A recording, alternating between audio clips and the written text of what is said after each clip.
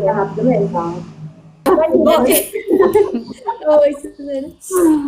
Então, vamos lá, gente. Para quem não conhece, a doutora Aline, ela é a nossa fisioterapeuta, que ela faz a ginástica laboral aqui com a gente, tá? Ela já está com a gente há uns meses já. E ela é especialista em saúde da mulher. Ela vai falar um pouquinho também do currículo dela, mas já apresentando um pouquinho, tá? E ela vai falar um pouco não só do câncer de mama, assim como outras doenças que podem acontecer no corpo da mulher e como a gente previne isso, tá? Lili, deixo com você agora a palavra. Obrigada, Lude. Boa tarde para todo mundo. Eu queria primeiramente agradecer pelo convite para falar de um tema que eu gosto bastante, que é um tema que eu trabalho já há alguns anos, que é sobre a saúde da mulher. E o que eu propus, né, falei com as meninas, com a Jaque, a Lude, a Regina, a gente propôs também algumas discussões além do Outubro Rosa, né, além do câncer de mama. Até porque a mulher, ela não é só uma mama, né? A gente tem outras condições de saúde que podem, né, atingir essas mulheres e a gente vai falar um pouquinho sobre elas, né? Eu quero que vocês fiquem à vontade, se vocês tiverem alguma dúvida durante a palestra, a apresentação, pode me parar, pode perguntar, eu quero que seja uma conversa também. Então, eu gostaria que vocês participassem, tirassem as suas dúvidas. Se eu não souber responder, né? Porque o conhecimento ela é uma construção. Eu nunca vou saber tudo, né? Mas aquilo que eu não souber, eu posso procurar saber, né? E passar para vocês depois. Mas eu quero que vocês participem, até porque tudo isso que a gente vai discutir foi feito pensado em vocês. Então, eu quero ouvir também, às vezes, as demandas que vocês possam ter a respeito desse assunto, tá? Eu vou compartilhar a tela, porque eu montei uma apresentação.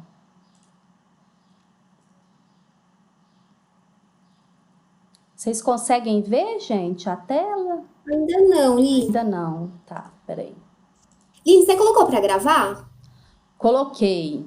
Ah, maravilha, obrigada. Porque quem não conseguiu participar. Aqui tá. Vocês estão vendo aqui agora? Agora sim. Agora sim. Sim. Tá joia. Bom, por que ficou assim essa barra, hein? Será? Deixa eu ver.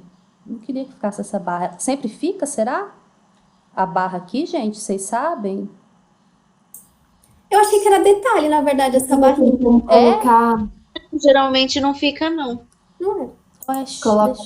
Deixa não, a gente tá falando dessa do lado. Deixa eu só dar uma olhadinha. Vou fazer de novo, tá? Fica na F11, de repente, Tá. com F11 ali. Tela inteira.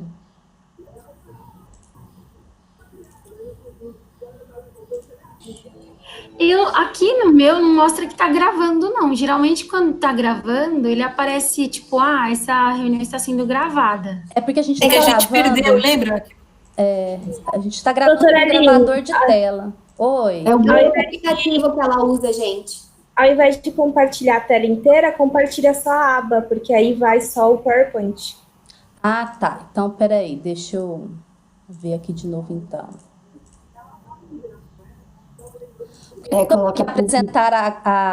Apresentar, colocar a tela inteira, uma janela ou uma guia do Chrome? Uma janela ali. Uma janela. Tá. Tá. Agora sim. Isso. Mas ficou do mesmo jeito, tá vendo? Mas acho que não vai interferir, não. Não ficou, não.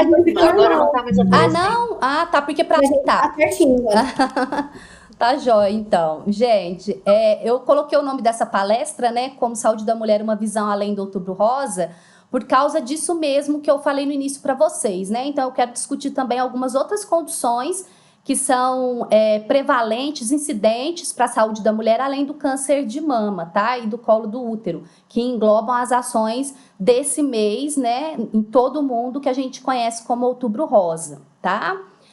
Apresentando um pouquinho, para quem não me conhece, né, eu já estou há algum tempo aí dando a ginástica laboral para vocês, mas eu sei que às vezes nem todos têm a oportunidade, a possibilidade de participar. Eu sou formada em fisioterapia, sou bacharel em fisioterapia, fiz mestrado e doutorado na Faculdade de Medicina de Ribeirão Preto, da Universidade de São Paulo, e dentro da minha especialidade profissional, aquilo que eu atendo no meu dia a dia, eu me especializei em fisioterapia na saúde da mulher e fisioterapia em oncologia, Então, eu atuo dentro dessas duas áreas, um pouco mais dentro da saúde da mulher. A parte minha da especialidade dentro da oncologia, de tratamento de pacientes com câncer, são principalmente os tumores de mama, que entram também dentro da saúde da mulher, e alguns tumores pélvicos, como colo de útero, endométrio, bexiga, reto e ânus, próstata, porque eu atendo alguns homens também com algumas condições pélvicas dentro, né, do câncer de próstata, e eu trabalho com isso. Eu tenho um consultório aqui, eu moro em Campo Belo, Minas Gerais, estou falando do interior de Minas, a cidade da Regina, aí, não sei quem conhece. E aqui em Campo Belo, além de atender no meu consultório, eu também sou professora numa faculdade que a gente tem aqui. Então, eu trabalho dentro dessa área, além também de atuar no ensino, tá?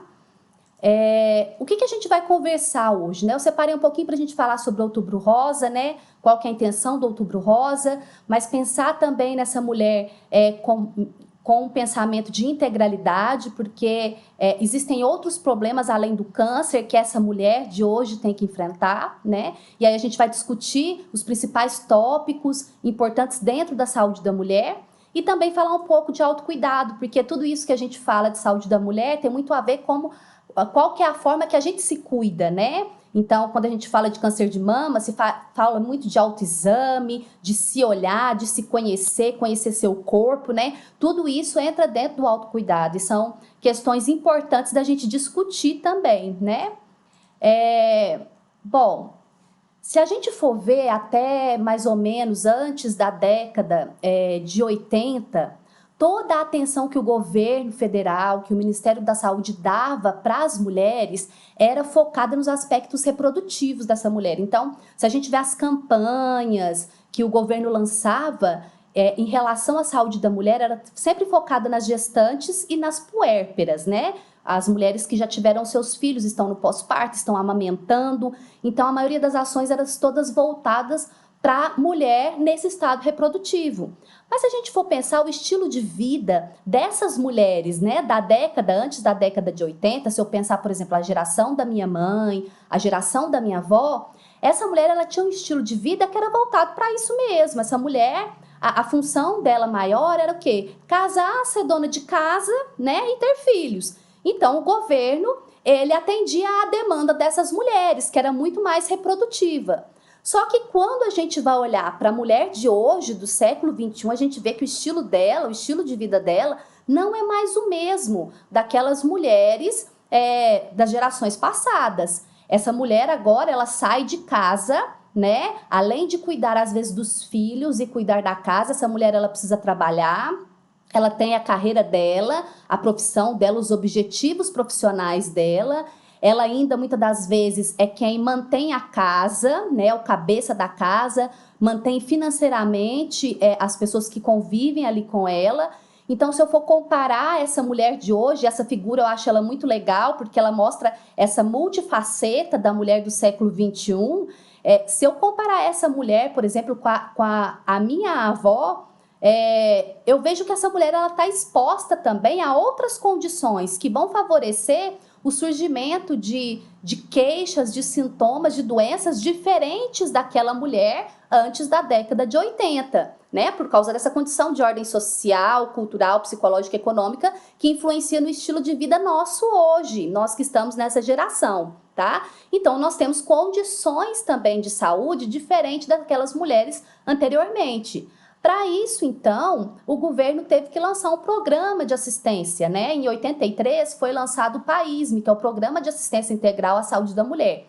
Isso foi um marco extremamente importante para a saúde da mulher, porque isso ampliou a visão do governo, ampliou a visão da saúde para essa mulher que antes estava restrita somente no período reprodutivo, né? Mas o governo começou a ver que essa mulher estava mudando o estilo de vida e que isso precisava ser ampliado, né? Desde a adolescência até a terceira idade, não só quando essa mulher ela pode se reproduzir. Para isso, então, o PAISME, ele trouxe essa visão ampliada, né? Independentemente de qual a fase de vida essa mulher tá. Então, pegando desde a adolescência até a terceira idade, uma ação integral tanto em relação à educação quanto também a parte clínica, né? O atendimento para essas mulheres. Então, hoje a gente fala de um conceito muito maior do que ginecologia e obstetrícia, mas a gente fala de saúde da mulher porque vai abranger a saúde dessa mulher além da ginecologia e além da obstetrícia. E outra coisa muito importante, né, um marco muito importante e um ganho muito importante que o país me trouxe para nós mulheres é também o olhar mais abrangente para populações específicas de mulheres, como as mulheres negras, indígenas, as mulheres da população LGBTQIA+, as mulheres presidiárias, porque até então essas mulheres elas eram meio que deixadas de lado em relação às ações do Ministério da Saúde, né? E são mulheres que precisam dessa atenção também, né? Dou o exemplo, por exemplo, dou o exemplo das mulheres lésbicas, por exemplo, né? Essas mulheres, muitas das vezes, antes do país, eram vistas como, são mulheres que não têm relações com homens, relações sexuais com homens, então elas não precisam fazer, por exemplo, Papa Nicolau com frequência, não precisam fazer sorologia para doenças sexualmente transmissíveis, porque é diferente a relação sexual dessas mulheres, por exemplo, que é uma grande mentira. Elas estão expostas também aos mesmos riscos de doenças sexualmente transmissíveis como a população que é heterossexual. Outro exemplo são as mulheres negras, né? Existe um estereótipo de que a mulher negra, isso vindo da comunidade, da sociedade escravocrata que a gente tinha anteriormente, que às vezes ainda, né, está aí perpetuada até hoje, o que é uma grande vergonha, mas a gente vê que muitas das vezes uma mulher negra que está em trabalho de parto, quando ela chega numa maternidade, se ela chega junto também com uma mulher branca, que também está em trabalho de parto, muitas das vezes essa mulher ela espera mais tempo porque existe o estereótipo de que ela é forte para aguentar a dor, né? Então, às vezes ela é mais deixada de lado, ela não tem a prioridade também, que é dela como mulher, né, que está em trabalho de parto, para receber a atenção médica ou da enfermagem que ela precisa, e isso faz com que ela esteja mais susceptível às violências obstétricas, por exemplo. E o país ele veio para ampliar a visão para essas mulheres, né, que eram muitas das vezes deixadas de lado. Então, é um marco muito grande e amplia a saúde da mulher além do estado reprodutivo, além da mulher grávida, tá? E quando a gente fala de Outubro Rosa, o Outubro Rosa é recente, ele começou a ser celebrado, né, esse Outubro Rosa, em 1990, lá nos Estados Unidos, e a atenção maior era voltada realmente a um mês específico para a conscientização do câncer de mama, que é o câncer mais incidente, que mais mata mulheres em todo o mundo. Inclusive, aqui também no nosso país é o câncer mais incidente. Mas também agora, pelo menos nos últimos anos, ampliou-se também a discussão, junto no Outubro Rosa, do câncer de colo de útero. Então, a gente vê muito falar, né, nesse mês sobre o câncer de mama e também o câncer de colo de útero, que também é um câncer bem incidente na nossa população brasileira. É o terceiro câncer mais incidente no Brasil, ficando aí atrás do câncer de mama, que é o mais incidente, e o câncer de pulmão nas mulheres. Só que aqui, como eu falei para vocês, que eu quero mostrar uma visão um pouco além do câncer, além do Outubro Rosa, a gente também tem a saúde íntima e sexual dessas mulheres. Então, a gente tem condições que vão além do câncer, que são também prevalentes nessa população e que causam uma diminuição, uma restrição na qualidade de vida dessas mulheres. Como problemas simples como incontinência urinária, disfunções sexuais, prolapso de órgãos pélvicos, a saúde íntima em geral. Então, eu gostaria que a gente desse uma pincelada nesses assuntos, porque são assuntos que são importantes para a gente que é mulher, tá?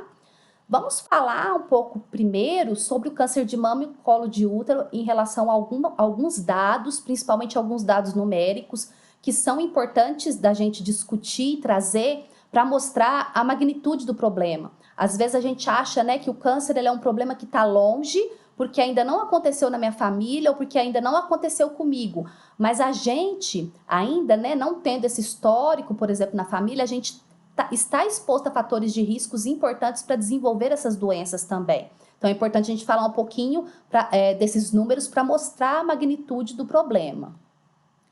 Bom, pensando no câncer de mama, se eu pegar 4 mulheres que têm diagnóstico de câncer no mundo todo, considerando, né, pelo menos uma delas tem câncer de mama. Então, é um câncer extremamente comum e prevalente, incidente, na verdade, dentre as mulheres. Se a gente considerar os números, considerando, né, a população mundial, em 2018 aconteceram 2,1 milhões de casos novos de câncer de mama, o que dá mais ou menos quase 12% de todos os cânceres estimados na população feminina. É um número expressivo. Já no nosso país, está previsto, né, de 2020 até 2022, para cada um desses anos, desse triênio, cerca de 66.280 casos novos de câncer de mama, o que faz mais ou menos quase que 30% de todos os cânceres que as mulheres brasileiras vão ter, né? 30%, na verdade, é câncer de mama. Então, é o câncer realmente mais prevalente nas mulheres, com exceção do câncer de pele não melanoma, que ele acaba sendo mais prevalente de todos, tanto nos homens quanto nas mulheres. Mas, retirando o câncer de pele, não melanoma, o câncer de mama é o mais incidente. E a gente tem dois tipos de câncer de mama. A gente tem dois tipos, basicamente, de câncer de mama. A gente tem o carcinoma ductal e o lobular.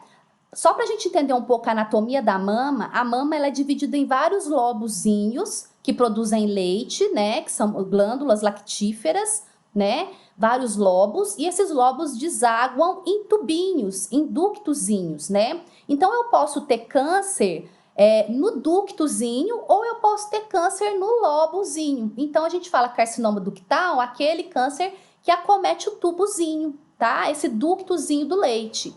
E eu posso chamar de carcinoma lobular o câncer que atinge as células da glândula, né? Do lobozinho, aonde é produzido o leite na mulher.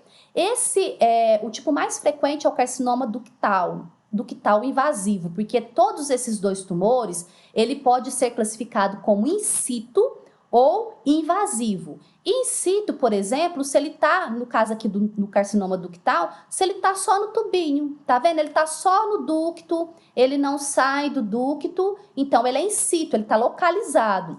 Agora, eu posso ter um carcinoma ductal invasivo, que extrapola os limites do ducto lactífero, do ducto mamário, né? Da mesma forma, os lobos, eu posso ter um carcinoma que pega só o lobo e não extravasa o lobo, ou eu posso ter também um carcinoma lobular invasivo, que seria um que extravasa os lobos. Então, esses são os dois tipos principais de tumores de mama que a gente tem, sendo que o que é mais prevalente nessas mulheres é o carcinoma ductal invasivo, tá?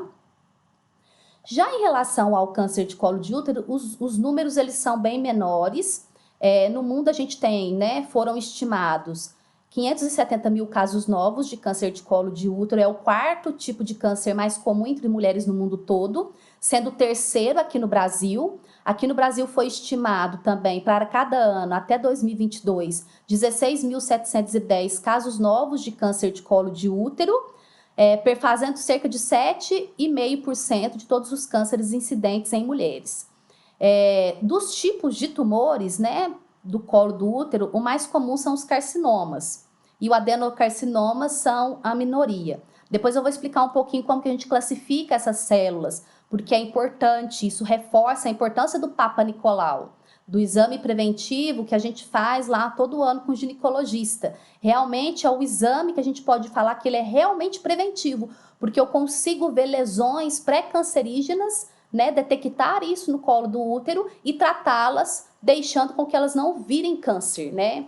Então, é extremamente importante as nossas visitas regulares no nosso ginecologista, na nossa ginecologista, tá? Porque ela consegue ir acompanhando as alterações celulares que possa estar tendo no colo do útero.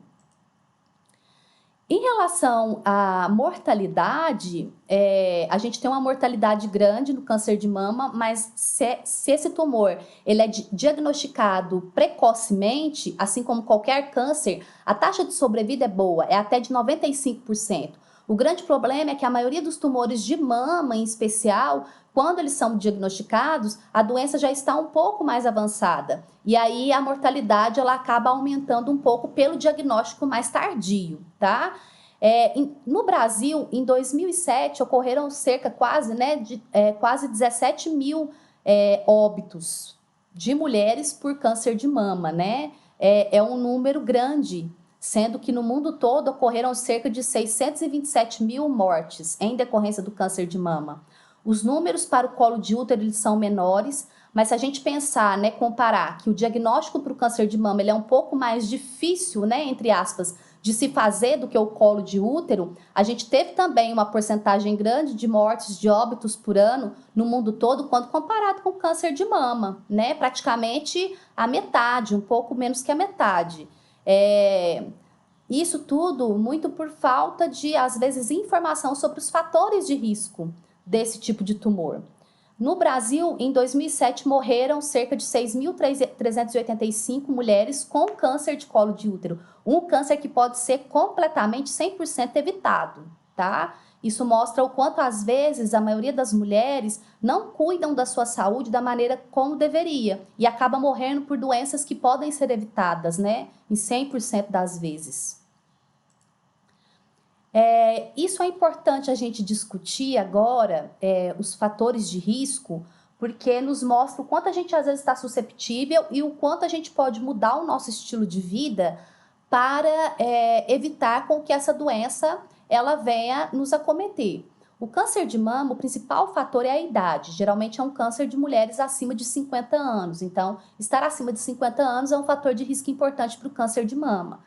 Outro fator que é importante, mas ele não é o principal, são os fatores genéticos, os fatores familiares. Então, se você tem histórico de mulheres com câncer de mama na sua família, ou homens também que tiveram câncer de mama, porque o câncer de mama não é uma condição somente de mulheres. O homem, ele pode também ter o câncer de mama. É raro nos homens, mas ele pode ter, ele tem a glândula mamária, que nem a mulher tem, tá? Só que a mulher tem os fatores hormonais diferentes do homem, por isso que faz ela ser mais susceptível a esse tipo de tumor, né?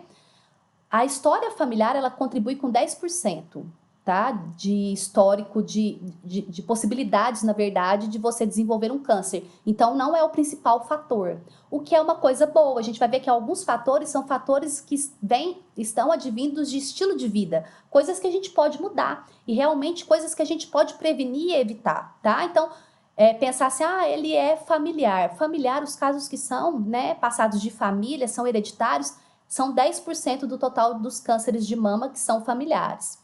História familiar também de câncer de ovário é um outro fator importante para aumentar o risco de câncer de mama, porque o câncer de ovário, ele também tem essas mutações genéticas desses dois genes, o BRCA1 e o 2. Uma prova disso, a gente tem algo, né, que foi mostrado aí na televisão há uns tempos atrás, a Angelina Jolie, que fez a mastectomia profilática, tirou suas 2 mamas e tirou também os seus ovários.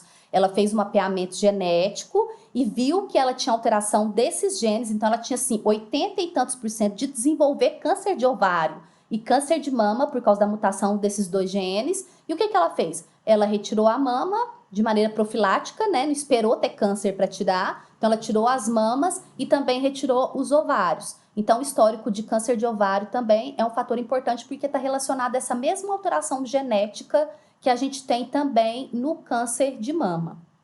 Agora, outros fatores que têm a ver com a história ginecológica das mulheres é você menstruar muito cedo e menopausar muito tarde, né? O que isso quer dizer? Essa mulher, ela fica mais exposta às alterações hormonais, né, advindas da menstruação, do ciclo menstrual, por mais tempo. Então, isso aumenta a exposição dela ao risco de câncer de mama, porque a parte hormonal é um fator importante para o desenvolvimento também do câncer. Então, mulheres que menstruaram antes dos 12 ou que menopausaram antes dos 55 também têm um risco mais aumentado de desenvolver câncer de mama.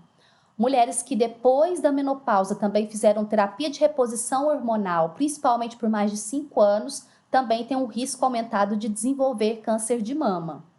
A primeira gravidez depois dos 30, ou mulheres que não tiveram filhos, porque a gestação, né, ela muda também o padrão hormonal da mulher, e o próprio fato da mulher amamentar, né, isso é um fator de proteção para o câncer de mama. Então, ter filhos, de certa forma, é um fator de proteção para o câncer de mama, porque deixa a mulher aí quase 1 ano, 9 meses, sem aquelas oscilações todas que a gente tem no período menstrual, tá?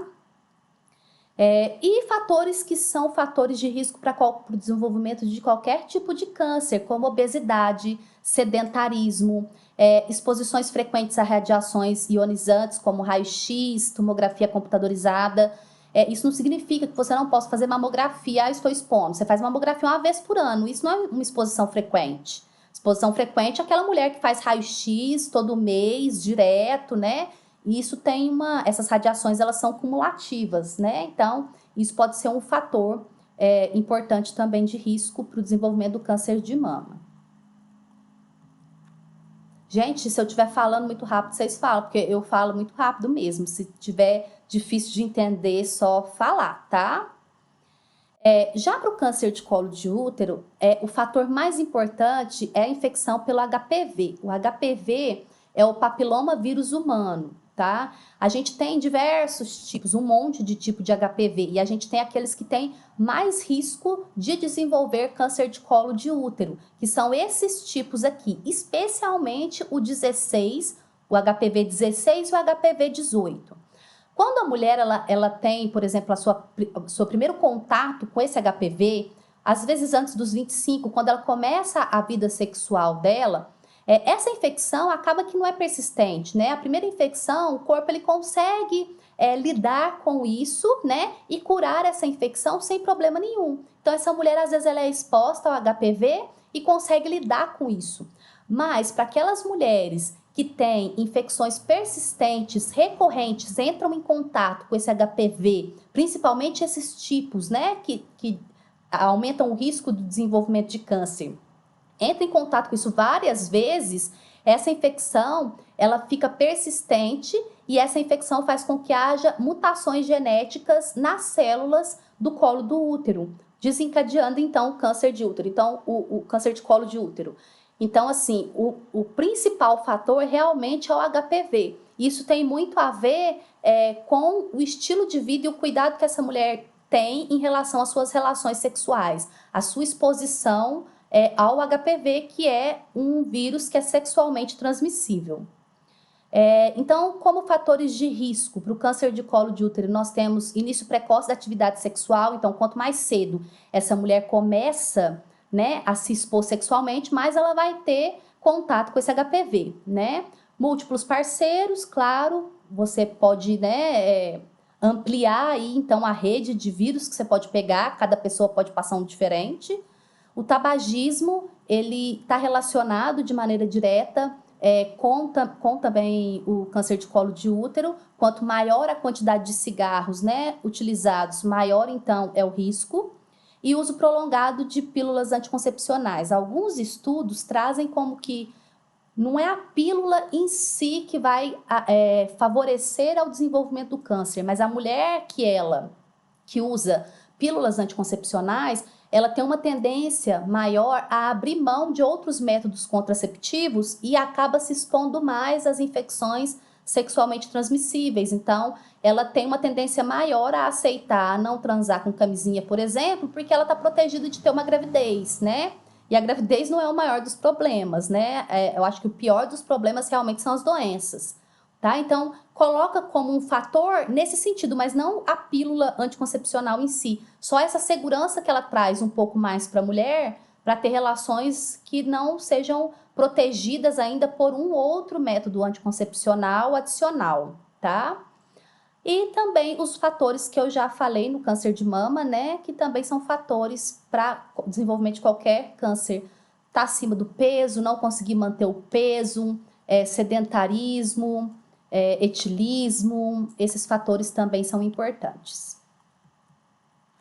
Sinais e sintomas, né? Como eu sei que eu tenho câncer de mama ou câncer de colo de útero? Gente, a gente tem que entender que o câncer é uma doença silenciosa no início. Então, por isso que é importante manter os exames em dia, porque os exames, eles detectam pequenas alterações que eu não consigo observar no meu corpo às vezes ainda, né? Então, estar com os exames em dias é a primeira coisa que a gente precisa se atentar. Porque na hora que começa a aparecer os sintomas, essa doença já está instalada há algum tempo no nosso corpo, né? Mas quais são os sintomas? É importante a gente falar. Então, se a minha mama, ela começa a se inchar, né, um pedaço dela, uma parte dela ou ela inteira, mesmo que eu palpe e não ache nenhum nódulo, o inchaço da mama é uma coisa que a gente tem que ter, tomar cuidado, tá? Lembrando que o inchaço da mama, né, para aquelas mulheres que ainda menstruam, fora do período menstrual, né? A gente tem uma tendência a inchar um pouquinho as mamas quando vai menstruar, né? Antes do período menstrual. Então, assim, desconsiderando essa parte, tá? Nódulo único endurecido, então quando eu palpo eu sinto uma nodulação. Se eu tenho alguma irritação da pele da mama, ou essa mama, uma parte dela sobe, faz um abaulamento. Se eu sinto dor na mama ou no mamilo, o mamilo que era às vezes para fora, ele começa a ficar para dentro, ele inverte.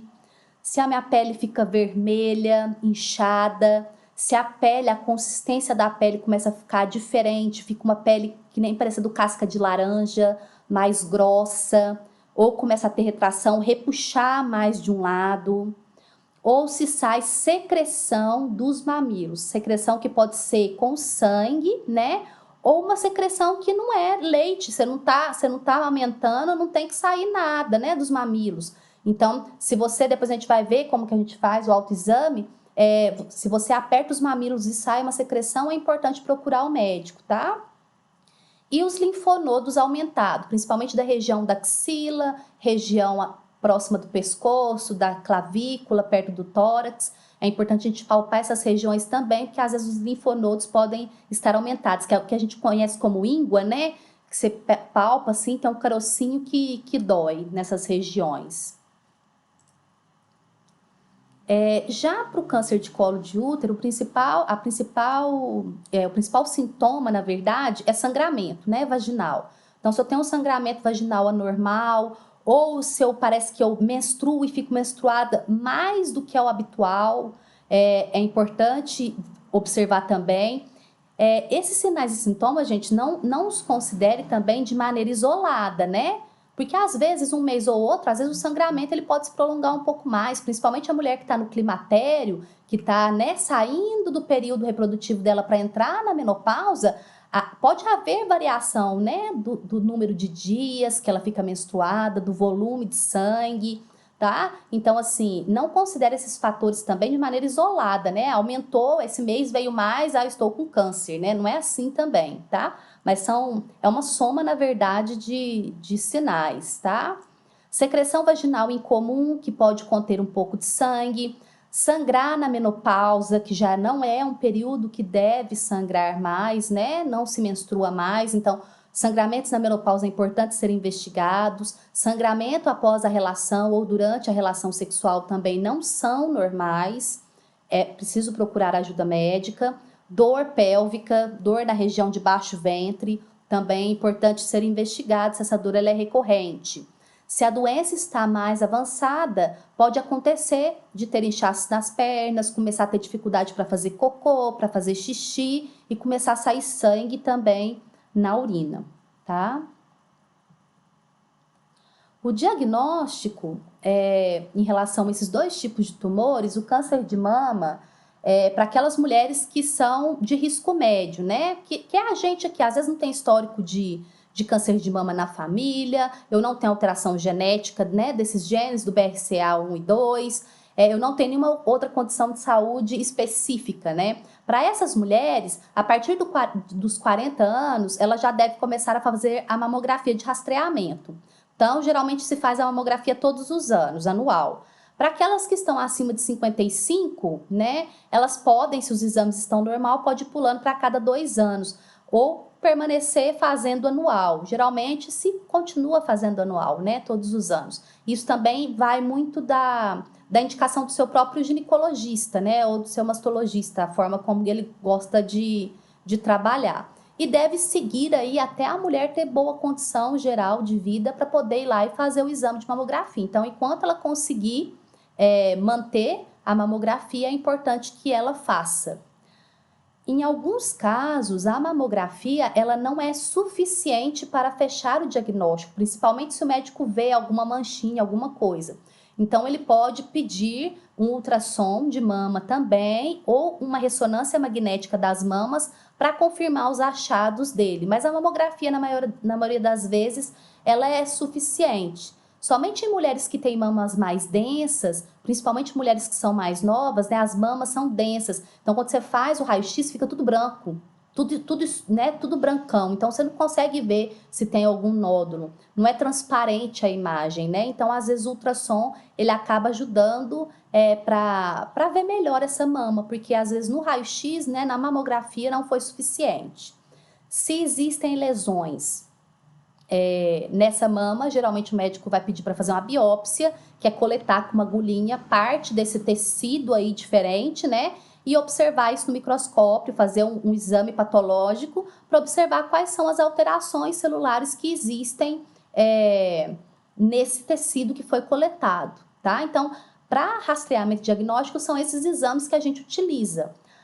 A gente vai no ginecologista, você faz a coleta lá do seu Papa Nicolau, aí o médico também, ele acaba avaliando suas mamas, né? Faz o exame clínico das mamas. Ele não é suficiente, assim como o autoexame da mama, ele não faz o diagnóstico de câncer de mama.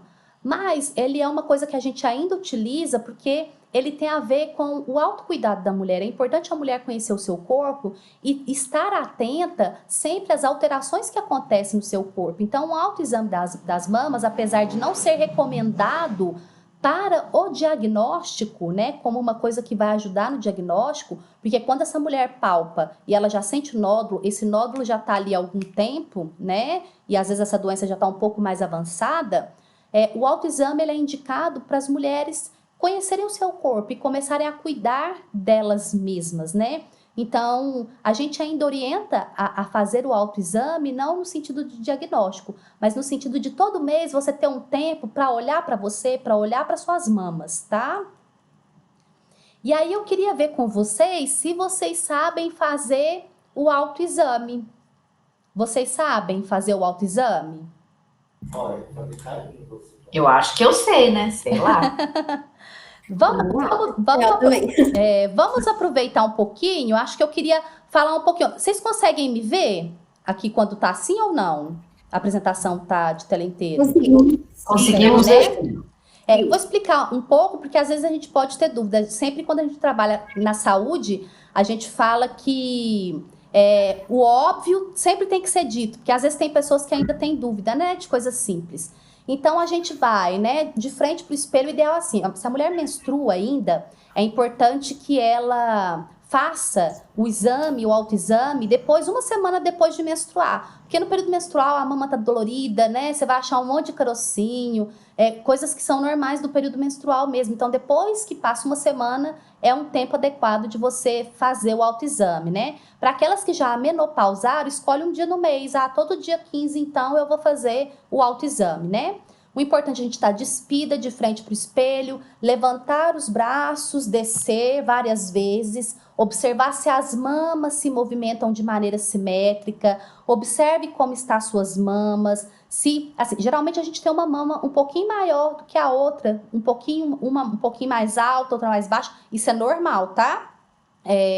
Mas observe se tem uma variação de tamanho muito grande que você nunca tinha observado, que mudou de tamanho, tá? Então, observe essas coisas, né? E a gente palpa, coloca o braço aqui, né, aqui na região de trás e vamos palpar os linfonodos da região da axila, de um lado e do outro, para procurar nódulozinhos. A gente pode palpar na região aqui do pescoço embaixo, né, da mandíbula, nessa região aqui da clavícula também. E aí a gente vai começar a palpar a mama. A gente pode palpar e palpando ela em círculos, começando para o lado de fora, vindo para o lado de dentro. Então eu palpo ela em círculos. Posso palpar ela vindo de cima para baixo, também toda a extensão da mama. E posso palpar ela de um lado para o outro, de um lado para o outro. E no final, apertar o mamilo para ver se sai alguma secreção, né? Faz isso de um lado e do outro. Pode fazer durante o banho, pode fazer deitada na cama, relaxada, né? Essas palpações, mas é importante todo mês a gente se tocar, tá? Para conhecer a nossa mama. Já o diagnóstico do câncer do colo do útero, né, o exame que a gente tem indicado é o Papa Nicolau periódico. Mulheres que estão de 25 a 64 anos, que já tiveram atividade sexual, devem fazer esse exame, né? A frequência, geralmente quem dita é o próprio ginecologista. A maioria gosta que faça todo ano, mas existem alguns consensos que mostram que as mulheres, né, nessa faixa etária, elas podem fazer o exame, se tiver normal os 3 primeiros, passar a cada 3 anos, fazer o Papa Nicolau. Não precisa ser todo ano, mas isso vai muito do gosto também e da postura do próprio ginecologista com a qual essa mulher segue, né? Antes dos 25, eu acho assim, toda mulher que tem relação sexual é importante fazer, mesmo se ela começou as atividades sexuais dela antes dos 25. Mas antes dos 25, as infecções por HPV geralmente são pequenas, são mais de baixo grau e o corpo mesmo consegue remover esses vírus, né? Então, elas podem ser acompanhadas só nas consultas de rotina, mesmo com o ginecologista. Mas o que a gente vê é que a maioria deles realmente pedem para fazer a coleta, né, do exame do colo do útero. Além disso, além do Papa Nicolau, a gente também pode combinar esse exame com o exame para HPV, que seria a sorologia, né, o exame de sangue para HPV e o exame clínico que o ginecologista faz, né? As verrugas genitais, por exemplo, significam infecção pelo HPV. Na verdade, não o HPV do câncer, né? Aqueles lá, os tipos lá que eu coloquei e mostrei para vocês, né? São outros tipos de HPV que dão verrugas genitais, né? Esses não têm risco de desenvolver câncer, mas mostra que a mulher ela já foi exposta, né, ao HPV, a presença de verrugas genitais. Então, essa mulher ela tem que tomar um pouco mais de cuidado. O câncer de colo de útero, ele pode levar de 10 a 20 anos para se desenvolver. Então, a gente tem várias célulazinhas nele, né? E essas células, elas têm um arranjo, né? Que quando a gente olha no microscópio, ela tem um jeitinho dela ser, tá? Conforme essas células elas vão sendo infectadas pelo HPV, por doenças ginecológicas, infecções sexualmente transmissíveis, essas células vão mudando o padrão, né, de comportamento dela, mudando o jeito que elas são. E essas lesões, né, elas são lesões até certo ponto que são cancerígenas e não cancerígenas. Por exemplo, que a gente conhece, não sei, né, quem pega aí, tem o costume de pegar o exame quando faz Papa Nicolau e olha e fala assim, NIC1, NIC2, NIC3, ou outros tipos, né, de nomes que estão escritos lá, né. As neoplasias, né, que já são uma parte do câncer, né, elas podem ser de 3 graus, que a gente chama de neoplasia intraepitelial cervical, que pode ser do tipo 1, do tipo 2 ou do tipo 3, a depender do quanto essa lesão, essa atipia, né, essa diferença das células, das normais, ela avança em relação ao colo do útero. Se ela pega só 1/3 proximal, se ela pega um pouco mais ou se ela pega quase o colo de útero inteiro.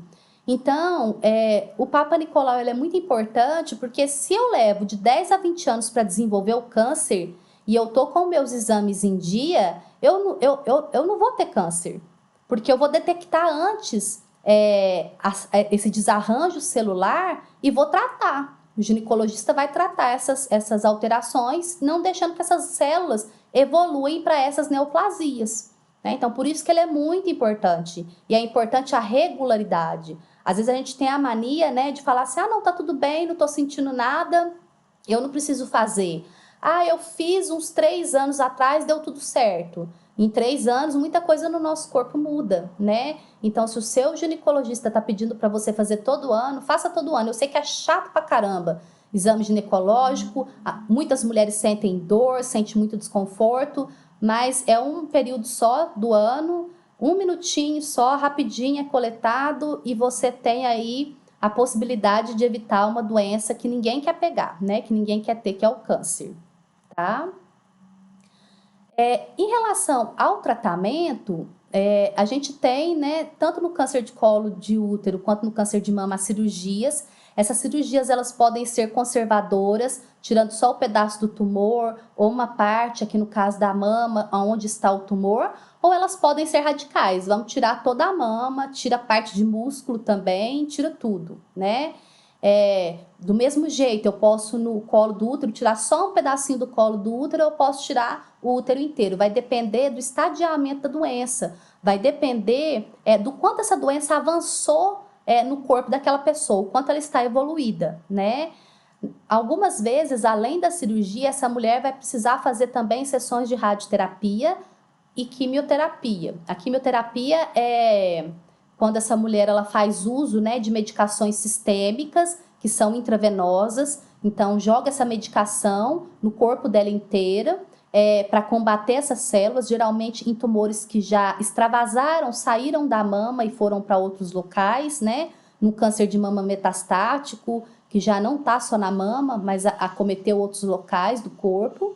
E a radioterapia é quando a gente vai irradiar radiações ionizantes, né, essa área aonde foi realizada, aonde está o tumor, na verdade, né? Essa radiação, ela vai matar o processo de replicação do DNA e essa célula tumoral, ela vai morrendo, porque ela não consegue se replicar, tá?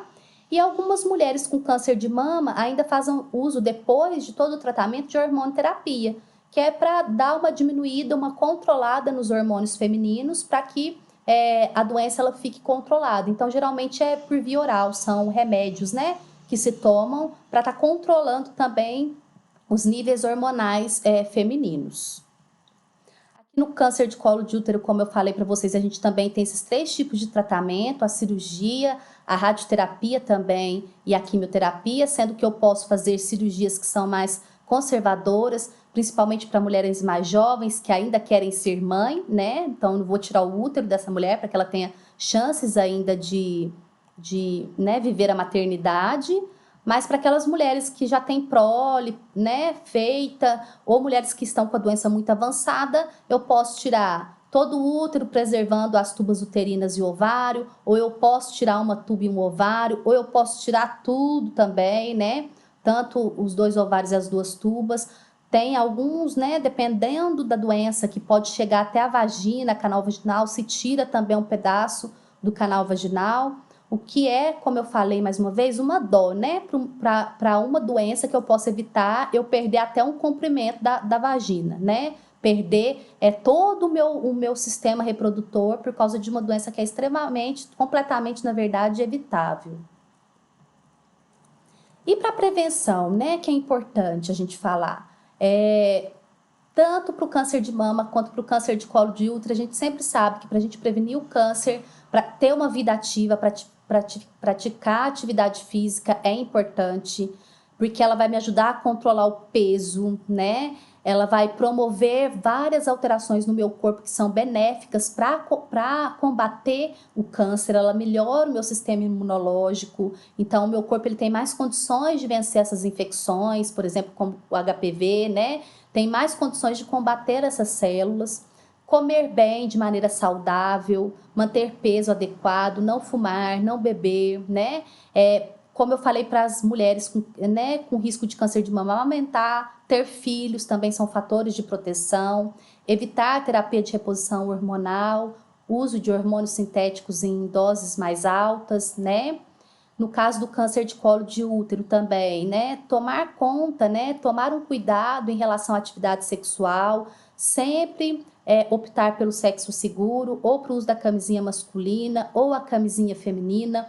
A camisinha ela não vai prevenir todas as doenças, principalmente também as infecções por HPV, porque eu tenho áreas que a camisinha não cobre. Então, por exemplo, a região da virilha, região de grandes lábios, né? São regiões que eu não tenho como cobrir, né? Com camisinha feminina, por exemplo. Então, ela fica exposta ao HPV, mas pelo menos a região interna, a região da vagina e colo do útero, ela vai ficar protegida, né? Que é importante também. E a gente tem as vacinas contra o HPV, mas elas são indicadas para meninas, adolescentes que ainda não tiveram vida sexual, né? Que não foram expostas ao HPV. Para a gente que já é adulto, que já teve atividade sexual, não adianta tomar vacina, que você já foi exposta ao HPV. Então, seria para essas meninas que ainda não tiveram vida sexual ativa, tá? Ok, gente? Ô Ludmila ou qualquer outra pessoa, como que tá meu tempo aí? Pode continuar, Aline. Caso alguém Pode. precise sair também, não tem problema. Ah, não, tá Mas se o joia. pessoal conseguir ficar, vai ser ótimo. Tá, Mas eu já tô caminhando para terminar. Eu só quero fazer um fechamento agora, porque a gente falou, né, de uma maneira bem abrangente sobre o câncer. Eu acho que falar disso é importante, mas eu queria fechar aqui também com outros problemas, discutindo outros problemas que são também relacionados à saúde da mulher, como a saúde íntima, né? Tem essa figura aqui, eu acho ela muito bonitinha, porque mostra a menina olhando os seus órgãos genitais, a genitália externa, né? E a gente já é criado, a gente que é mulher, a gente já é criado num sistema cultural onde a gente já tem uma repressão em relação à nossa sexualidade muito grande, né? Eu tenho um irmão, né? Então nós somos um casal. Meu pai tem um casal, meus pais têm um casal de filhos. Eu vejo assim, como foi a minha criação, eu sou mais velha, meu irmão é mais novo. Então, o que acontece? Meu irmão nasceu, era criança pequenininha, é bonitinho tirar a roupinha, mostrar o piruzinho, né? E ficar brincando, falar sobre o piruzinho dele, pôr apelido no piruzinho dele, e todo mundo acha lindo, né? Quando tira, vai fazer xixi na rua, tal. Agora a menina, ela não pode fazer isso. Vocês já viram alguma menininha, por exemplo, mostrar, né, a região genital dela, falar sobre isso, colocar a mão? A gente não vê. Porque já existe, isso é uma coisa que é cultural, né? Uma repressão muito grande em relação à mulher, a ela exprimir, né, a sua sexualidade. Então, a gente é mais contida. E às vezes a gente acaba achando, por exemplo, principalmente no campo sexual, que o homem, ele tem mais desejo e a mulher menos. Mas não tem diferença em relação à quantidade de desejo sexual, por exemplo. Mas existe uma questão cultural, que o homem, ele é ensinado a expressar mais essa área, essa sexualidade dele do que a mulher. Então, quantas foram as vezes, eu pergunto para vocês, é claro que vocês não precisam responder, mas quantas foram as vezes que vocês já pegaram um espelhinho para saber como que vocês é lá por baixo, né? A maioria, às vezes, nunca fez isso, né? Nem quando tá, às vezes, com a coceirinha ou com alguma coisinha que quer olhar. Às vezes, tem gente que ainda tem vergonha de colocar um espelho para ver o que está acontecendo lá embaixo, né? E se conhecer nesse sentido, não somente olhar para as mamas, né, mas olhar para essa área também é importante, porque eu preciso ver se ela está tendo alguma alteração com o passar do tempo. E eu só consigo ver se eu pegar um espelho e olhar, né? Então, por isso que a gente precisa falar desse assunto de saúde íntima, para a gente poder discutir esses aspectos, porque esse é um assunto mais velado ainda entre as mulheres, né? A gente não discute isso assim tão abertamente entre as mulheres. E aí, além do Outubro Rosa, nós temos condições que são importantes, extremamente prevalentes, além do câncer. Então, a gente tem as condições que a gente chama de sintomas do trato urinário inferior, como a incontinência urinária. O que é incontinência urinária? É a perda de xixi de maneira involuntária. Então, eu tossi, espirrar, vou pegar um peso, se eu rir e perder xixi, né? Isso é incontinência. Ou quando, por exemplo, dá muita vontade de ir no banheiro, você corre para ir para o banheiro, mas acaba escapando um pouquinho, você não consegue segurar, isso é incontinência. Aí você fala assim, nossa, Aline, mas a minha avó, ela já é idosa, ela tem 70 anos, é normal ela ter incontinência, né? Não, não é normal em fase nenhuma da vida, com exceção dos bebês que não têm controle de bexiga, você ter perda urinária. Então, se em alguma dessas situações você tosse, espirra, mas mesmo com a bexiga cheia, você tem que ser continente, você não pode perder urina. Então, a gente, em alguma situação, às vezes, da vida, já pode ter perdido urina. E é uma condição que é importante ser observada, né? Urgência miccional, que é aquela vontade forte de ir no banheiro, tem que sair correndo, largando tudo, não pode, às vezes, ouvir barulho de água que dá vontade de fazer xixi, vai no banheiro toda hora, de meia em meia hora se deixar vai no banheiro, acorda várias vezes à noite para fazer xixi. Tudo isso são alterações que não são normais, tá? Que precisam ser investigadas e que tem tratamento também. Ou aquela mulher que tem dificuldade para fazer xixi, faz xixi, mas parece que não faz tudo, acaba voltando lá um cadiquinho para tentar fazer, ou tem que fazer força para esvaziar totalmente a bexiga, tá? Outra condição, né, que é importante também dentro dessa área, são os prolapsos dos órgãos pélvicos, que é a popular bexiga caída. Não sei se vocês já ouviram falar sobre isso, né? Então, é a queda dos órgãos sobre a parede da vagina. Então, a bexiga pode cair, o útero pode cair, a vagina pode cair sobre ela mesma, o reto e porção do intestino, né, também podem cair dentro na verdade, sobre a parede vaginal. E aí a mulher ela tem aquela sensação que parece que tem uma bola na vagina dela, parece que tem algo dentro da vagina dela, e não tem, é só a bexiga que tá fazendo força ali, ou o útero que tá fazendo força para sair ali, né? Então é uma condição importante também, porque é um dos motivos maiores de cirurgias ginecológicas, correção da altura da bexiga, né? Disfunções anorretais, como incontinência anal. Então, se você às vezes não consegue segurar o pum ou tem dificuldades para segurar fezes, é um tipo de incontinência também, não é uma situação normal. A constipação intestinal, que é muito comum nas mulheres, intestino preso, prisão de ventre. E as disfunções sexuais. Mulheres que têm dificuldade para atingir o orgasmo, ou têm o orgasmo muito fraquinho, ou não tem orgasmo, nunca teve orgasmo na vida, isso é muito comum também acontecer. Mulheres que às vezes não têm tanto interesse sexual mais, têm dificuldades, né? Tem diminuição do desejo, que a gente chama de desejo hipoativo, ou sintomas dolorosos. Mulher que sente dor para ter relação sexual, ou tem dificuldades para penetração.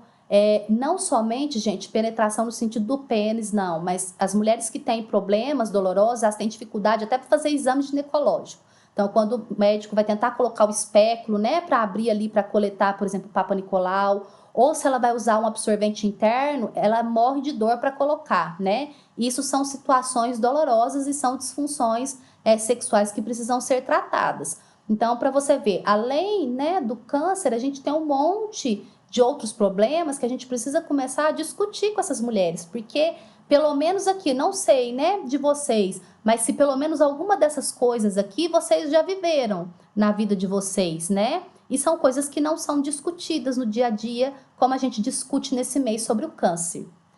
E aí eu queria mostrar para vocês algumas coisas, só para a gente, né, conhecer um pouquinho a nossa amiga, tá? Que é a vulva. Às vezes tem gente que olha nessa região genital e acha que isso daqui tudo é a vagina.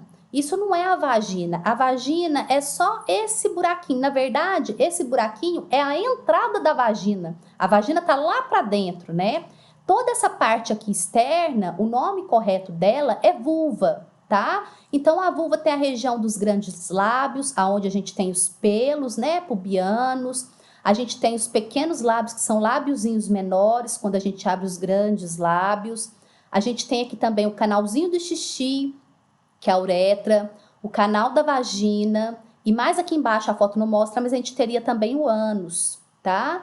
Então, assim, é importante a gente mostrar isso, porque às vezes tem mulheres que acham que tem relação sexual e faz xixi pelo mesmo canal, e não é, né? A gente tem um canal separadinho para o xixi, e o outro aqui, que é o canal da via de parto, né? E o canal onde se tem, por exemplo, relações sexuais, penetração, onde você coloca absorvente interno, onde se faz o exame ginecológico, tá? E aqui nós temos o clitóris, que é o órgão do prazer feminino. Então, eu queria apresentar para vocês essas partezinhas da vulva que é uma parte do seu corpo também que você precisa conhecer. E o importante da gente falar é que cada vulva é diferente.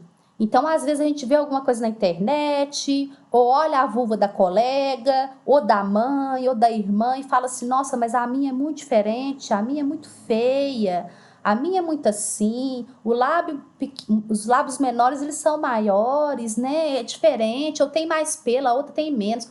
Não tem nada de errado com a sua vulva. Assim como cada pessoa é diferente, a vulva também é.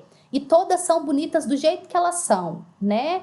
Então, não se compare em relação à sua genitália externa também. Cada uma tem de um jeito e todas são normais. Se ela é mais escurinha, se ela é mais clarinha, uma é mais rosada, a outra é mais arroxeada. Cada um tem uma cor diferente, porque cada pessoa é única. Então, cada vulva também é única. Então, não compare o seu corpo com o corpo de outra pessoa. Aqui eu tô dando o exemplo da vulva, mas quantas vezes a gente se compara, né, gente? Ah, eu queria ter peitos maiores. Ah, o meu peito é diferente do peito daquela atriz. Ah, eu queria tanto ter a barriga igual daquela personal. Ah, eu queria tanto. Às vezes a gente se compara tanto, deixa de ser feliz, né? Tendo um corpo perfeito, na verdade. Então, não se compare, né? Você é linda do jeito que você é, especial do jeito que você é, e a sua vulva do jeito que ela é linda também, especial do jeito que ela é, tá? Não queira mudar isso, porque a anatomia é diferente, né? Cada um tem uma de um jeito,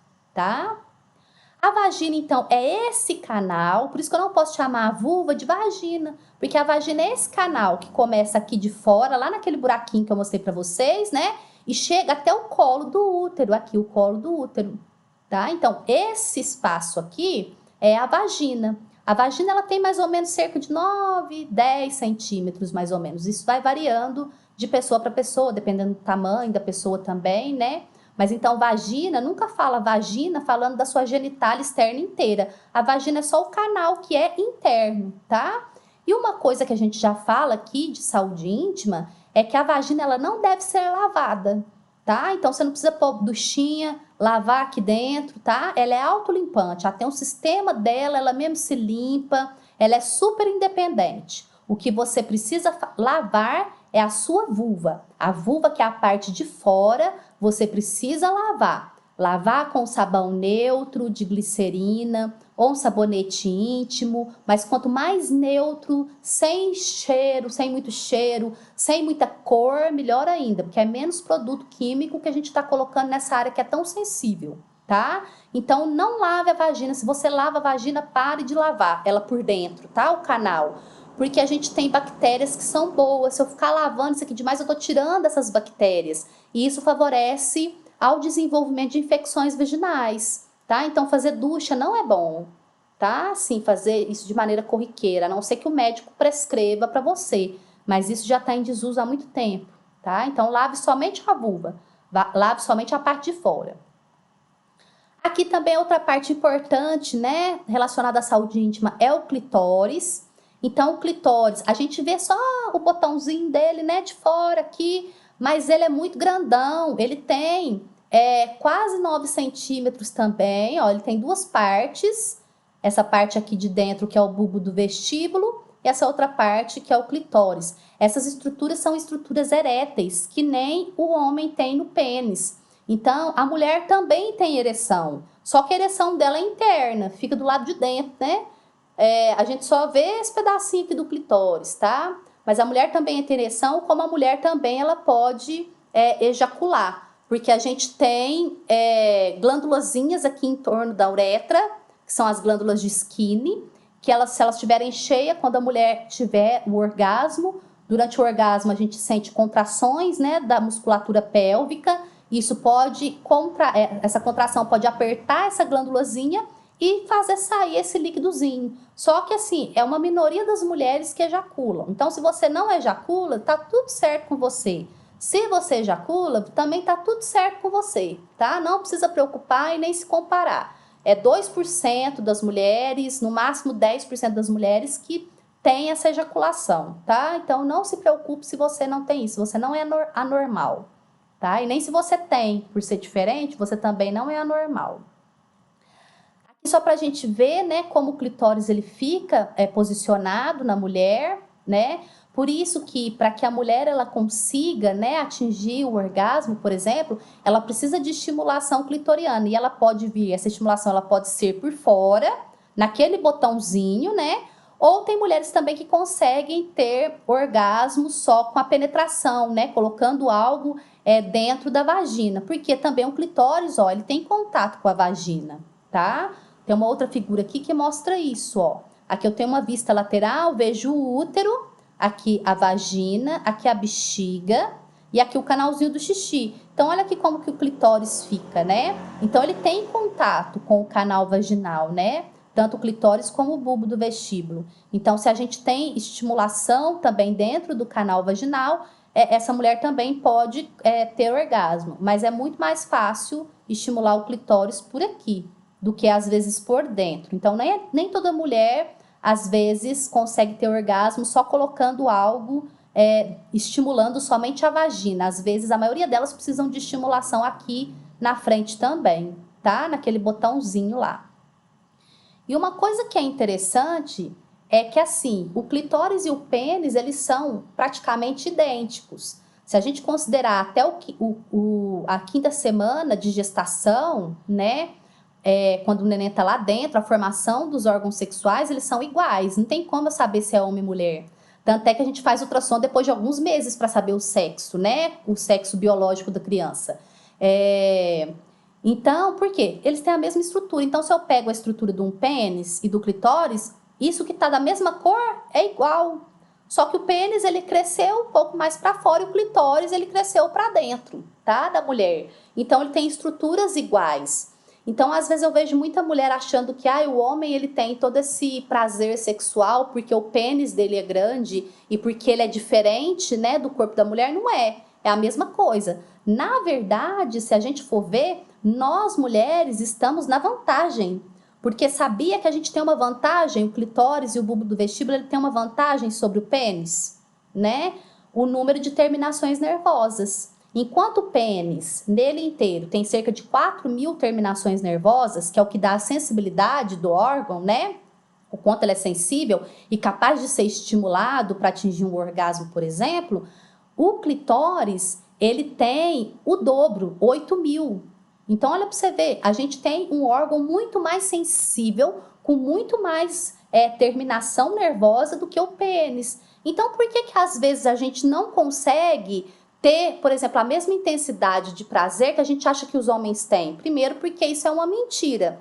Segundo, talvez porque você não conhece o seu corpo e você não sabe o que quais são as coisas que podem te proporcionar prazer. Porque quando você descobrir, você vai ver que existem infinitas possibilidades, né? E que aquilo que talvez você sentia nas relações antes de você conhecer o seu corpo, hoje é completamente diferente, tá? Então, a gente diz que enquanto o homem tem uma espingarda, né? Vamos comparar aí o pênis com espingarda, a mulher, ela tem uma metralhadora. Porque a mulher, ela tem o dobro, né? Ela pode ter muito mais prazer do que o homem. O problema, se ela não tem sentido isso, é porque ela não está sabendo como estimular isso de maneira correta. Ela não está conhecendo o corpo dela, né? Não sabe também, às vezes, falar para o parceiro ou para a parceira o que ela gosta, né? Que seja feito com ela, o que dá prazer para ela. Isso é muito importante, esse diálogo entre os parceiros, né? Então, assim, não precisa ficar com inveja do pênis. Na verdade, os homens têm que ter inveja da gente, porque o clitóris é muito mais legal do que o pênis, tá? E aí eu quero deixar para vocês uma dica, que é quem tiver interesse de saber mais, né, sobre o clitóris, é esse documentário, Clitóris, Prazer Proibido. É um documentário antigo que passou no GNT, mas ele é muito bom. Tem ele no YouTube. Só digitar esse título aqui e aí vocês vão ver vários estudos a respeito do clitóris. É muito legal. Quem tiver interesse, vale muito a pena assistir para conhecer melhor o seu corpo, principalmente esse órgão. O órgão, para você ver, o pênis do homem, ele tem a ação, né? Na verdade, não é o objetivo, ele tem a função, essa é a palavra, função. Ele tem a função de ser um órgão sexual e também um órgão urinário, né? Porque o homem faz xixi através do pênis. Agora, olha para você ver, a gente tem um órgão que é exclusivo, o clitóris só serve para isso, né? Ele não divide nenhuma outra função com outra parte do corpo, como o pênis divide no homem, né? Então, o clitóris, ele é o órgão exclusivo no corpo da mulher que foi feito só para dar prazer, tá? E uma outra coisa que eu queria ensinar para vocês também, já tô terminando, gente, peço só mais um pouquinho de paciência, é sobre essa musculatura que é o assoalho pélvico, que a gente conhece como períneo, tá? Se a gente for ver a pelve nossa, né, ela é a união de dois ossos do quadril com o final da coluna aqui. Esse osso, vocês conseguem perceber que ele é aberto por trás, né? Eu não tenho nenhum osso que feche aqui. Mas, na verdade, o que sustenta todos esses órgãos que ficam aqui na pelve, né? É um conjunto de músculos. Músculos que nem o músculo da perna, tá? Do braço. Esses músculos fecham aqui a cavidade, daqui da frente até lá atrás, né? Formando o que a gente chama de assoalho da pelve, o chão da pelve. Por isso que o nome desses músculos é assoalho pélvico. Esses músculos, se eu olho a mulher numa posição ginecológica e eu corto a pele para ver aqui, né? Vocês conseguem perceber que esses músculos, eles ficam em volta do canal do xixi, da vagina, do ânus, tá vendo? Ó, eles têm relação com esses canais da urina, a vagina e o ânus. Então, são músculos que têm funções obstétricas, porque, a criança nasce pela vagina. Então, esses músculos precisam estar bem, funcionando bem, bem alongados, para que a mulher possa ter, por exemplo, um parto vaginal, se esse é o desejo dela, né? Tem funções excretoras, porque esse músculo precisa trabalhar bem para que esse xixi saia de maneira adequada, para que o cocô também, essa mulher evacue bem, porque se ele estiver muito tenso, ele vai fechar o ânus e essa mulher vai ter dificuldade para fazer cocô também. E também tem funções sexuais, porque está relacionado aqui com a vagina, né? Se eu treino essa musculatura aqui, eu aperto um pouquinho mais a vagina, eu consigo, olha, ele tem inserção lá na base do clitóris. Então, se eu contrair essa musculatura também, eu vou ajudar também a ter um orgasmo mais intenso, eu vou sentir melhor as sensações do meu corpo. Então, esse músculo ele é muito importante para a saúde da mulher, porque ele tem todas essas funções obstétricas, excretoras e também ajuda na função sexual da mulher. E ninguém fala desses músculos, né? E ninguém exercita esse músculo. Seu braço, sua perna, você mexe todos os dias. Mas a sua pelve você não movimenta, né? Principalmente aí quem tá na ginástica laboral, né, gente? Todo dia, toda semana a gente tá lá, né? Fazendo alongamento, mexendo os braços e a perna, mas a gente não treina assoalho pélvico, né? Vou começar a passar uns exercícios de assoalho pélvico para vocês fazerem lá também, porque homem também tem assoalho pélvico, né? E precisa treinar, ajuda bastante também, tanto nas funções excretoras do homem, quanto nas sexuais também, tá? Como que a gente contrai? Eu quero ensinar vocês a contrair, para vocês poderem fazer esse exercício e usufruir dos benefícios que esse músculo pode trazer para sua saúde pélvica. Então, eu quero que você pense no movimento quando você está com muita vontade de fazer xixi e você precisa segurar o xixi. Tenta fazer a contração lá da vagina e do ânus como se fosse segurar o xixi. Só que você não pode contrair a coxa e nem o bumbum. Então, não pode apertar a perna e nem levantar o bumbum de onde você está sentado, tá? É o mesmo movimento que a gente faz, gente, quando, por exemplo, você tá com vontade de soltar um pum e tá perto de alguém, tá com vergonha, e aí você precisa segurar o pum. Como que você faz o movimento de segurar o pum? Esse movimento é a contração do assoalho pélvico, tá? Se você, mesmo assim, ainda tem dúvida se você sabe contrair ou não, o ideal é um fisioterapeuta te avaliar, claro, né? Mas existe um teste que chama Stop Test, que vocês podem fazer, mas vocês vão fazer isso uma vez só, tá? Não vai fazer isso direto, não. Que é quando você estiver fazendo xixi, sentado lá no vaso, você vai tentar parar de fazer xixi, cortar o jato de urina. Se você consegue cortar ou diminuir o jato urinário, ou parar de urinar por um períodozinho, né? Essa é a contração do assoalho pélvico. Então, esse é o exercício que você deve fazer com o seu assoalho pélvico. Essa é a contração, tá? Mas não faça isso sempre, esse stop test, porque com o tempo, se a gente fizer isso com frequência, isso pode alterar o funcionamento da bexiga, tá? Então, faz isso só como um teste. Viu qual que é o músculo que você usa para cortar o jato? Então, esse é o músculo que você precisa usar para fazer o exercício, tá? Que eu vou te ensinar agora. Depois eu posso deixar essa apresentação para vocês, tá? Se vocês quiserem. Então, a gente pode fazer esses exercícios deitada, de barriga para cima, sentada, deitada de lado ou de 4 apoios, né, de gatas, e em pé. Como que a gente faz em cada uma dessas? A gente vai fazer o seguinte. A gente vai apertar a vagina, apertar o ânus e segurar pelo menos 6 segundos, tá? Então, eu quero que a gente faça um pouquinho aqui junto agora. Vamos tentar fazer? Ó, tenta apertar, contrai a vagina e o ânus e segura. 1, 2, 3, 4, 5 e 6. E relaxa, descansou. Teve alguém que teve dificuldade para fazer? Achou muito difícil de fazer? Não. Não? Não. Ótimo, legal. E aí, você vai fazer essas contrações, ó, contrair e segurar até 6. Aí, você descansa o dobro, não faz tudo seguido, não. E vai repetir isso 10 vezes. Então, o primeiro exercício é fazer 10 vezes, contrair a vagina e segurar ela por 6 segundos. Depois que você terminou essas 10 vezes, você vai descansar uns 2 minutinhos e vai fazer outro exercício com o assoalho pélvico. O primeiro exercício é apertar e segurar, não é? O segundo exercício é só apertar e soltar. Apertar e soltar. Apertar e soltar, sem segurar. Esse é mais fácil ainda. Vamos tentar fazer, ó. Contrai e solta. De novo. Contrai e solta. Mais uma vez. Contrai e solta. Tá vendo que eu não faço seguido? Eu paro um pouquinho para depois fazer de novo. Então, tem que ter um descansozinho também entre uma contração e outra. E vou fazer isso também 10 vezes, tá? Então, eu vou fazer esses 2 exercícios. Deitada, de barriga para cima, vou fazer sentada, vou fazer deitada de lado e vou fazer em pé. Então, vão ser 40 contrações de cada uma delas. Pode fazer picado, pode fazer o deitado de manhã, em pé à noite, não tem importância. Eu sei que vocês têm uma vida muito corrida, mas pelo menos uma vez cada postura é importante fazer. Ah, qual que vai ser o benefício, Aline, de eu fazer esses exercícios, né? Primeiro, se você tiver incontinência urinária, já é o exercício que a gente utiliza para tratar a incontinência urinária. Se você tiver prolapso também dos órgãos pélvicos, é um tratamento para o prolapso, porque esse músculo mais forte, ele vai segurar melhor os órgãos no lugar, porque ele forma o assoalho, o chão por onde esses órgãos, eles repousam. Se esse músculo tá flácido, né, vai deixar isso tudo jogado. Então, ele posiciona melhor os órgãos também, né?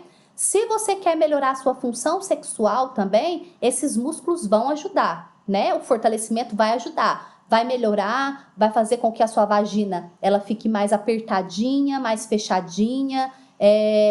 Isso vai ser bom para você, porque você vai ter percepção do seu canal vaginal também, tá?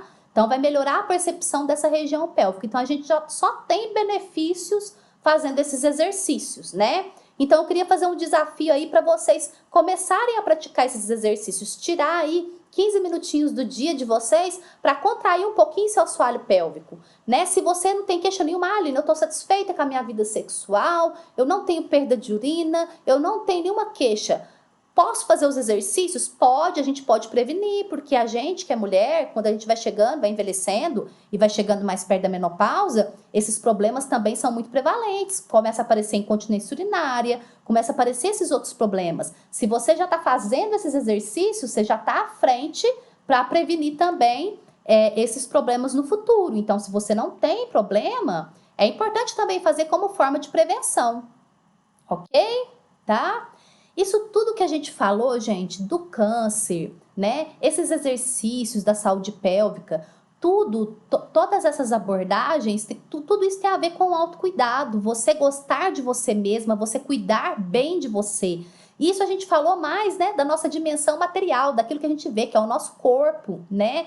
Mas também nós temos que ter cuidado da nossa outra dimensão, que é imaterial, que é aquilo que eu não vejo, as minhas emoções, a minha alma, a minha espiritualidade, né? Independentemente de religião, tá, gente? Espiritualidade naquilo que você acredita, tá? E aí a gente tem algumas coisas que a gente pode fazer para melhorar o nosso autocuidado. Hoje a gente falou da parte física, né? Com a prevenção do câncer, prevenção de problemas de saúde íntima e sexual, né?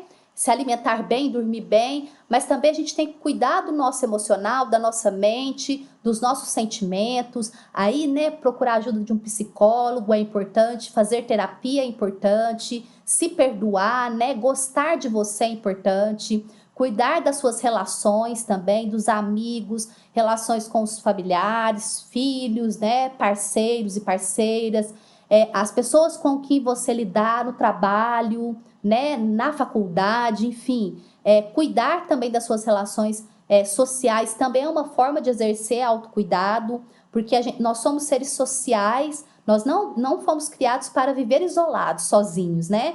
A gente viu isso na quarentena, o quanto foi ruim ficar isolado dentro de casa, a gente viu o quanto a gente precisa um do outro, né? Então, cuidar das nossas relações, dos nossos relacionamentos, é uma forma também de autocuidado, né?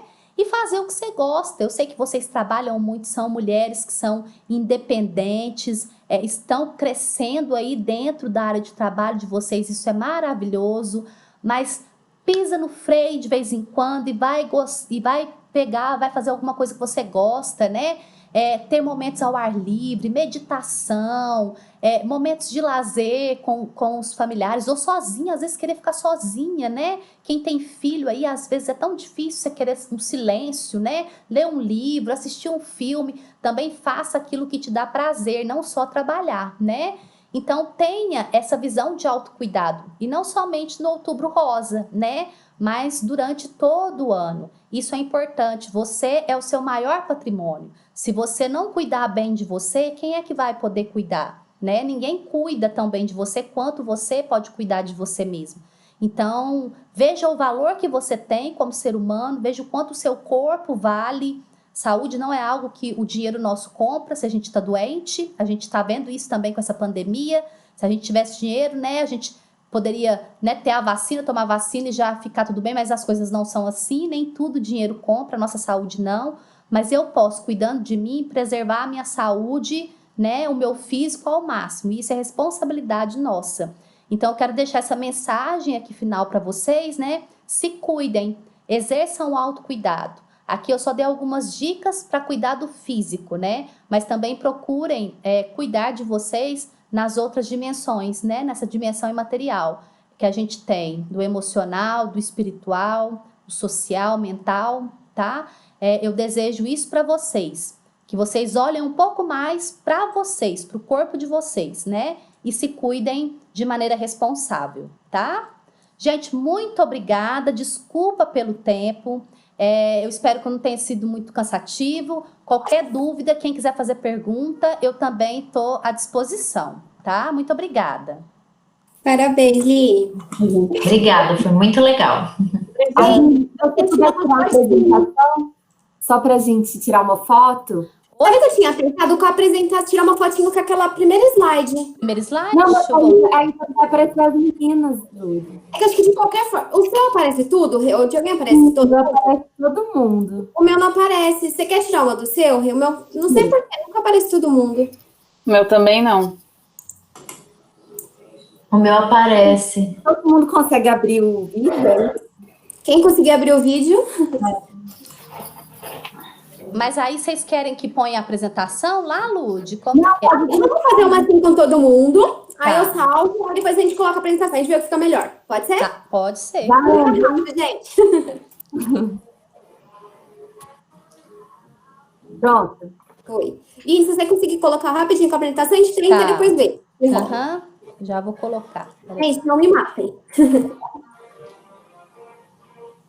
Não tem problema. Enquanto isso, ó, Laurinha tá aqui, ó, mamando. Tá aparecendo aqui? Não. Ainda não. Tá carregando. Deixa eu... Ixi, pra mim travou, não sei se... Pra mim não tá aparecendo, não. Não? Deixa eu tentar de novo. Peraí. Se não der, tudo bem. Já tem uma fotinho, pelo menos. Tem uma perguntinha aí da Renata para a Aline. Tá, e agora? Tá vendo? Agora dá pra ver, dá pra ver. Dá? E perfeito. Tá, gente. Pronto. Prontinho. Pronto. Obrigada, Aline. Imagina.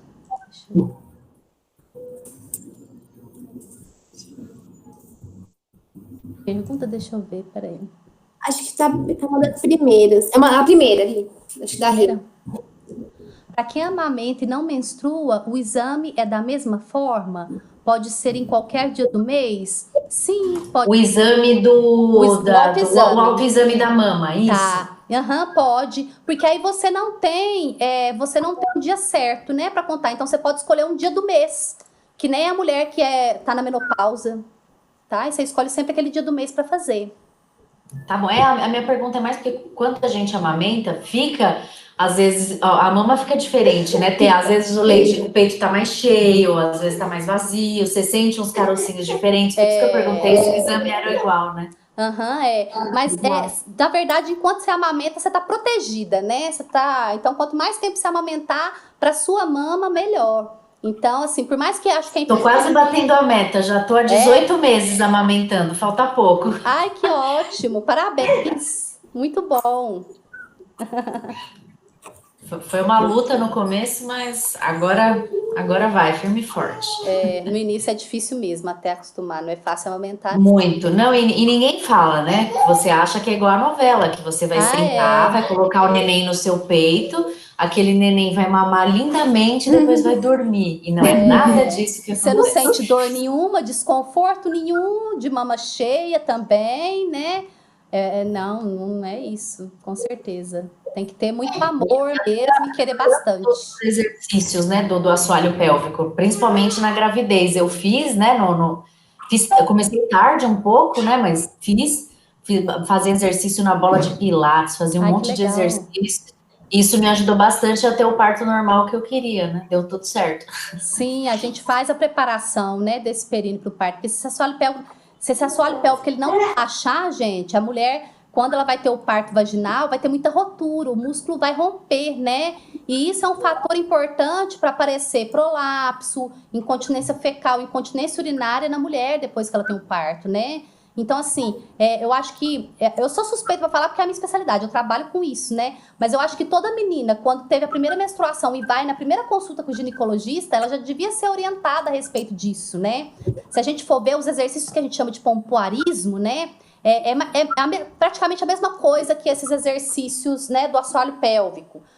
Tem uma filosofia diferente, né, por causa da medicina oriental, mas se a gente for ver lá na Tailândia, lá na China, essas meninas elas já são orientadas a esses exercícios desde muito cedo. É um dote, na verdade, delas, quando elas casarem, elas terem essa habilidade, né, de fazer esses exercícios. Só perde com isso, né? Que a gente deveria também treinar, né? Sim, muito importante. Fez toda a diferença para mim. Eu só fui descobrir que existia isso quando eu fiquei grávida, ou seja, demorei 35 ou 36 anos da minha vida para nem imaginava. Para mim, fisioterapia era fisioterapia de braço, de perna, de pescoço, de todos os outros lugares. Depois que eu fui descobrir que existia, né, fisioterapia pélvica, nunca imaginei que existia. Não. Mas muito legal, foi várias dicas, vários aprendizados. Que bom. Obrigada, viu, gente? Muito obrigada. Até mais. Obrigada, Aline. Gente, bom fim de semana. Bom fim de semana para vocês. Tchau, tchau.